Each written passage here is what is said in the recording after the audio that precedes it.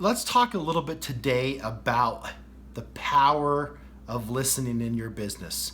Why it is absolutely so crucial in this industry. You know, it's cliche and it's cheesy, but there's an expression that we were born with two ears and one mouth. And so we should listen twice as much as we talk. That's very, very true, but sometimes difficult in this business model. But the key is good questions. What kind of questions are you asking within the flow of your presentation? Are you asking closed questions or open questions?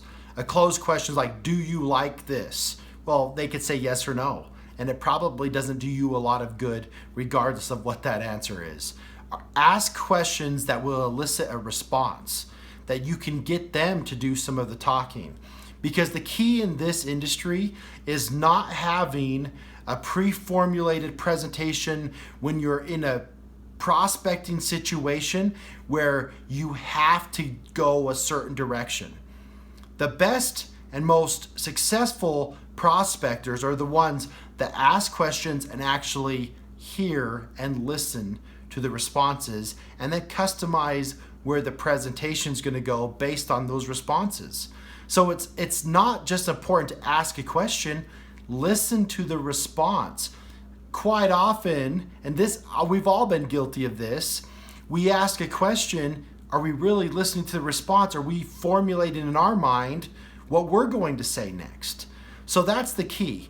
I challenge every one of us that when you ask that question, clear your mind, listen to what the answer is, and then find out what their purpose is, what their why is, what their potential hot button type of topics might be, and then answer it with a For Life solution.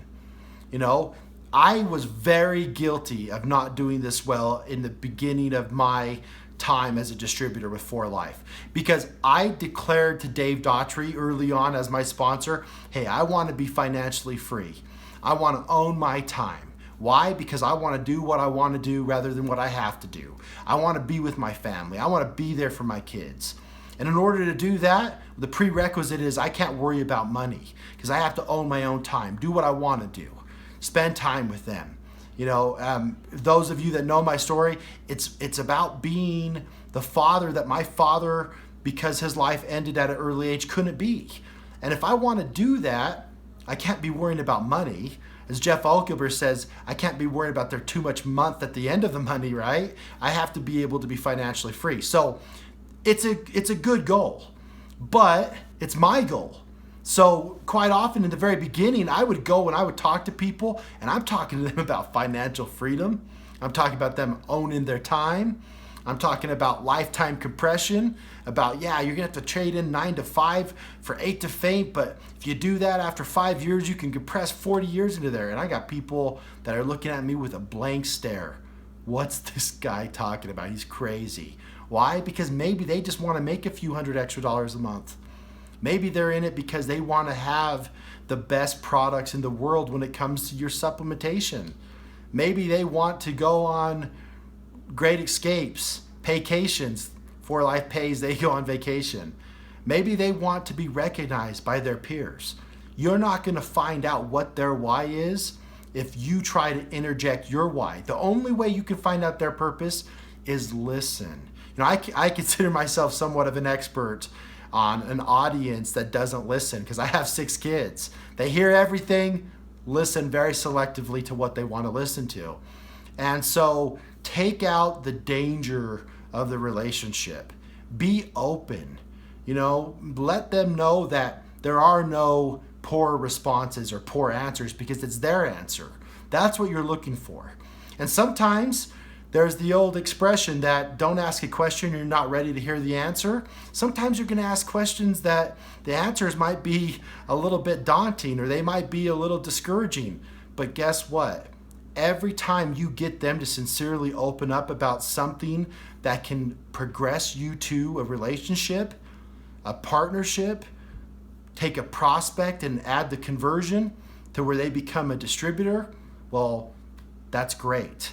So when you hear that response, my suggestion is repeat it back to them. Make sure that you're not hearing what you want to hear, but rather what they're actually telling you.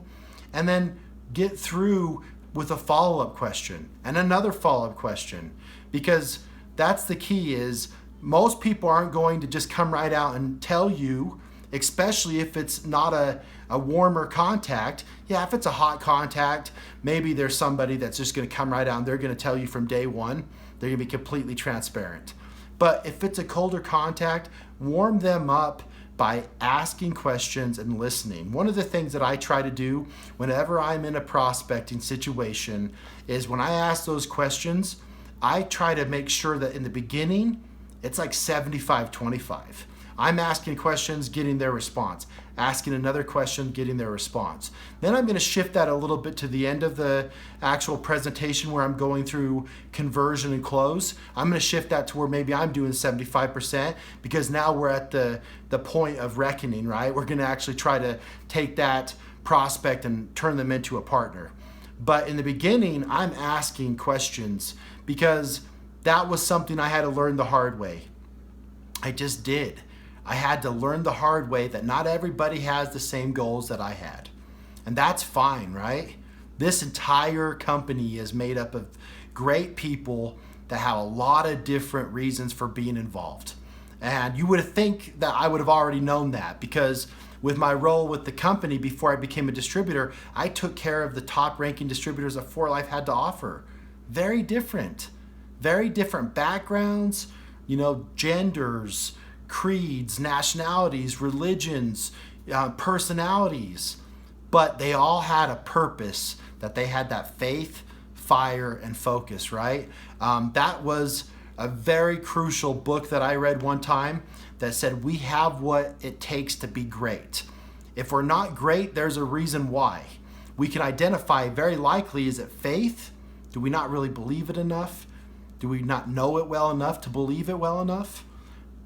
Fire? Are we passionate? Are we pursuing it with passion, chasing this? And then, of course, focus.